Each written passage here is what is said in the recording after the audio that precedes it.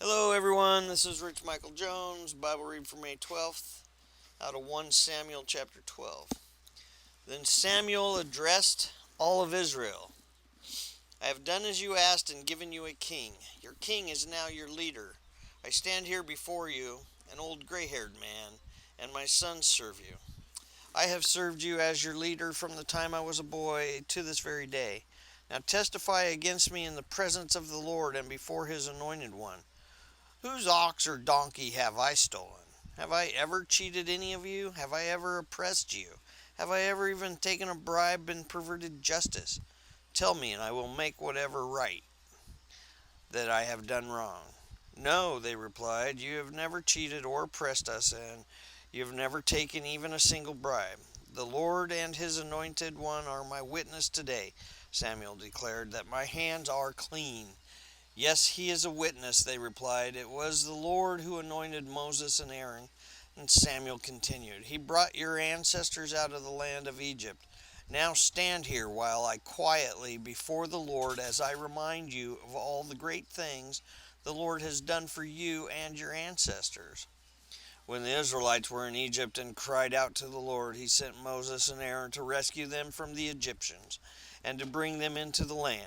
But the people soon forgot about the Lord their God, so he handed them over to Syria, the commander of Hazor's army, and also to the Philistines and to the king of Moab, who fought against them.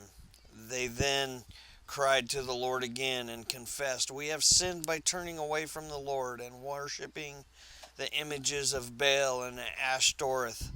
But we will worship you and you alone if you will rescue us from our enemies. Then the Lord sent Gideon, Bedan, Jephthah, and Samuel to save you, and you lived in safety. But when you were afraid of Nahash, the king of Ammon, you came to me and said that you wanted a king to reign over you, even though the Lord your God was already your king. All right? Here is the king you have chosen. You asked for him, and the Lord has granted your request.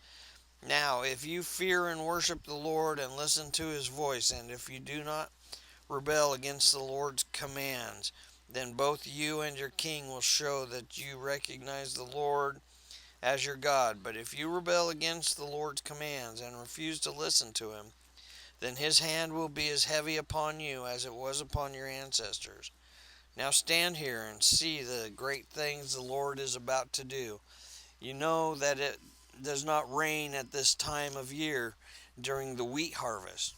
I will ask the Lord to send thunder and rain today, and then you will realize how wicked you have been in asking the Lord for a king. So Samuel called to the Lord, and the Lord sent thunder and rain that day, and all the people were terrified of the Lord and Samuel. Pray to the Lord your God for us, or we will die. They all said to Samuel, For now we have added to our sins by asking for a king. Don't be afraid, Samuel reassured them. You have certainly done wrong, but make sure now that you worship the Lord with all your heart and don't turn your back on him. Don't go back to worshiping worthless idols that cannot help or rescue you. They are totally useless. The Lord will not abandon his people because that would dishonor his great name, for it has pleased the Lord to make you his very own people. As for me, I will certainly not sin against the Lord by ending my prayers for you, and I will continue to teach you what is good and right. But be assured to fear the Lord and faithfully serve him. Think of all the wonderful things he has done for you. But if you continue to sin, you and your king will be swept away. Samuel was 30 years old when he became king. Saul was 30 years old when he became king, and he reigned for 42 years. Saul selected 3,000 special troops from the army of Israel and sent the rest of the men home. He took 2,000 of the chosen men with him to Michmash and the hill country of Bethel. The other 1,000 went with Saul's son Jonathan to Gibeah in the land of Benjamin. Soon after this, Jonathan attacked and defeated the garrisons of Philistines at Gibeah. The news spread quickly among the Philistines, so Saul blew the ram's horn throughout the land, saying, Hebrews, hear this, rise up and revolt. All Israel heard the news that Saul had destroyed the Philistine garrison at Geba, and that the Philistines now hated the Israelites more than ever. So the entire Israelite army was summoned to join Saul at Gilgal. The Philistines mustered a mighty army of 3,000 chariots, 6,000 charioteers, and as many warriors as the grains of sand on the seashore. They camped at Michmash, east of Bethaven. The men of Israel saw what a tight spot they were in, and because they were hard pressed by the enemy, they tried to hide in caves and thickets, rocks, holes, and cisterns. Some of the men crossed the Jordan River and escaped into the land of Gad and Gilead. Meanwhile, Saul stayed at Gilgal, and his men were trembling with fear. Saul waited there 7 days for Samuel, as Samuel had instructed him earlier, but Samuel still didn't come. Saul realized that his troops were rapidly slipping away, so he demanded, Bring me the burnt offering and the peace offerings. And Saul sacrificed the burnt offering himself. Just as Saul was finishing with the burnt offering, Samuel arrived. Saul went out to meet and welcome him, but Samuel said, What is this you have done?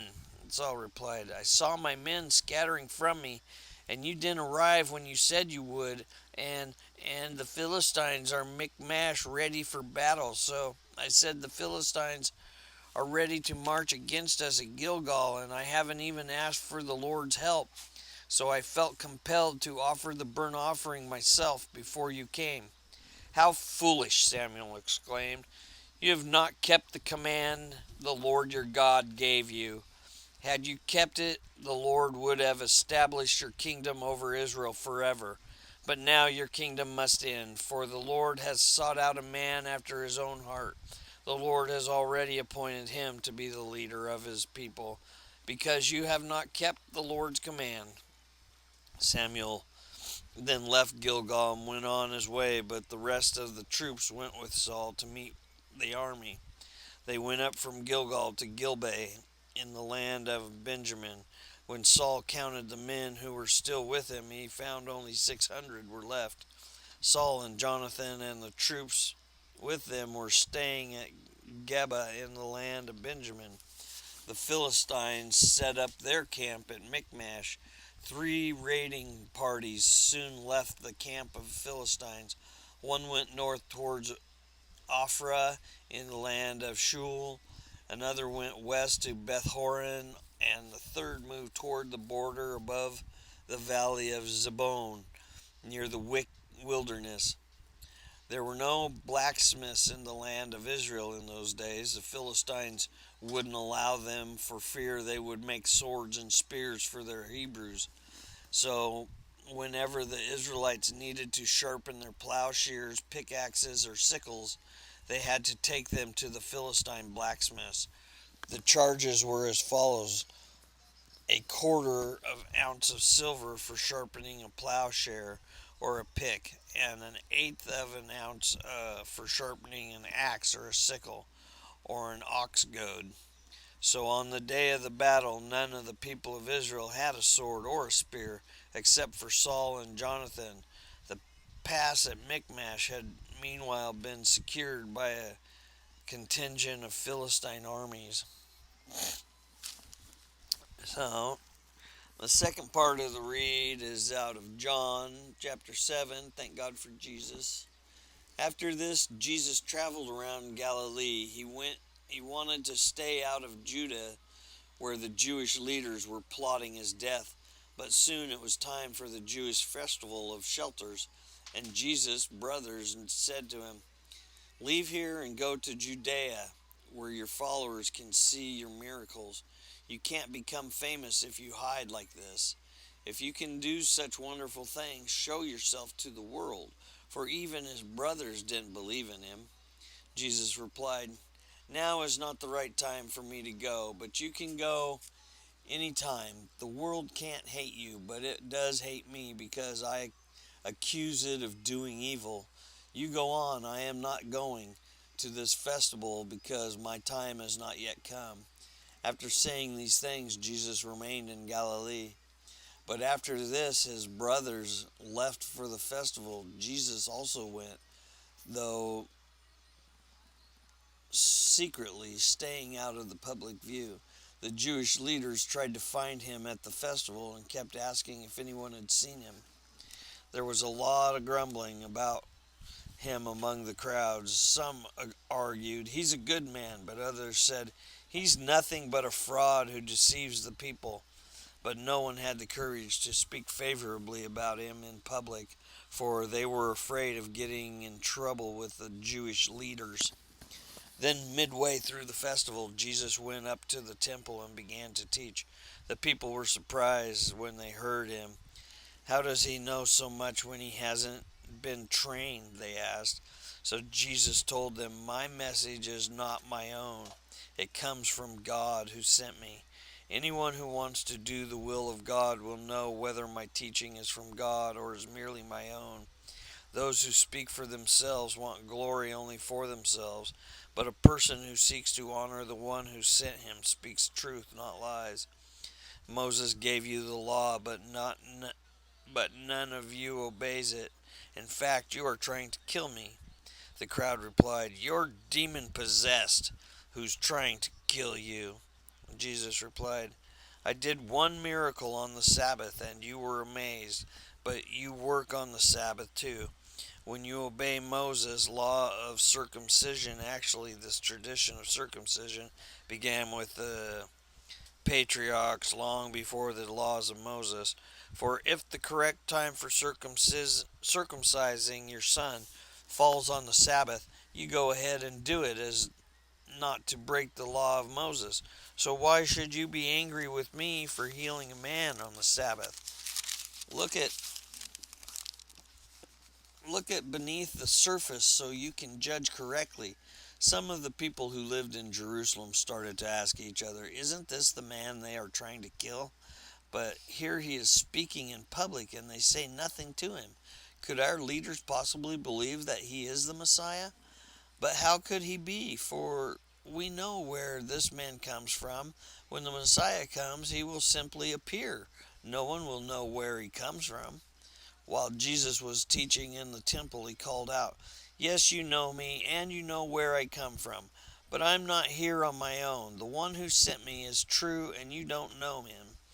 But I know him because I come from him, and he sent me to you." Then the leaders tried to arrest him, but no one laid a hand on him because his time had not yet come. Ah, grumblers. Alright, Psalms 108. My heart is confident in you, O God. No wonder I can sing your praises with all my heart. Wake up, lyre and harp. I will wake the dawn with my song. I will thank you, Lord, among all the people. I will sing your praise among the nations. For your unfailing love is higher than the heavens. Your faithfulness reaches to the clouds. Be exalted, O God, above the highest heavens. May our glory shine over all the earth. Now rescue your beloved people. And save us by your power. God has promised this by his holiness. I will divide up Shechem with joy. I will measure out the valley of Succoth. Gilead is mine, and Manish too. Ephraim my helmet will produce my warriors, and Judah my scepter will produce my kings. But Moab my wash basin will become my servant, and I will wipe my feet on Edom and shout in triumph over Philistia. Who will bring me into the fortified city? Who will bring my victory over Edom? Have you rejected us, O God? Will you no longer march with our enemies? Oh, please help us against our enemies, for all human help is useless. With God's help we will do mighty things, for we will trample down our foes. And Proverbs, gentle words are a tree of life. A deceitful tongue crushes the spirit. And that's the read for the 12th.